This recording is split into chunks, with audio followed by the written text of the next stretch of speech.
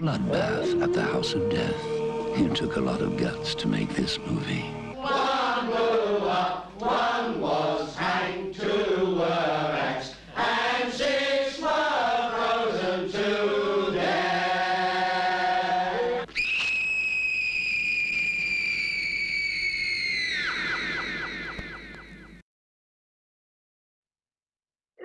This movie, I'm not sure how well this went over with the crowd, but I do think we had some Europeans watching who seemed familiar with the film, and perplexed as to why I would play it, and perplexed as to why anybody would find it funny, because it was a ostensibly humorous film, but it was British, and it had that dry British delivery. That's strike But one. yeah, but it was also taking the piss, as they would say, from several of the high-profile horror films of the day.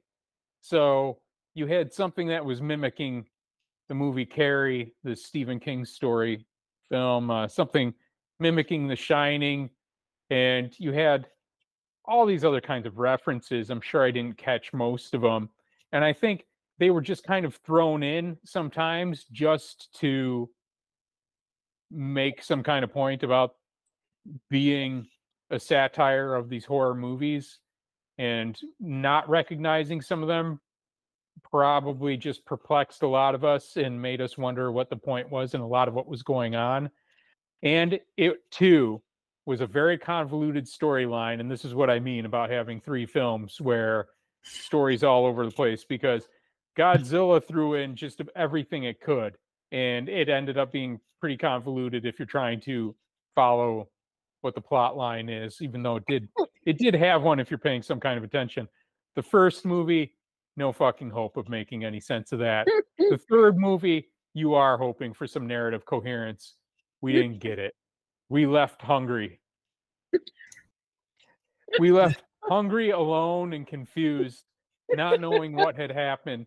But for a 1984 film, it has a much older Vincent Price than we're probably used to in it, and he plays this satanic cult leader at this house, and he does a really good job, I think, but I am what they would call a Vincent Price stan. Yeah, I just like seeing that guy in things. But the story was supposed to be something about this satanic cult in this house, and then these paranormal investigators or something go to the house, and because they're getting high radiation readings, something like that, and they're looking for the cause, and then this satanic cult is trying to murder them through kind of black magic means or something as time goes on. And then it turns out that some of the cult or all of the cult are actually shape-shifting aliens, something like that, and they're starting to clone these people. I told you, the shit got way too convoluted. And all the while, they're trying to imitate these other films.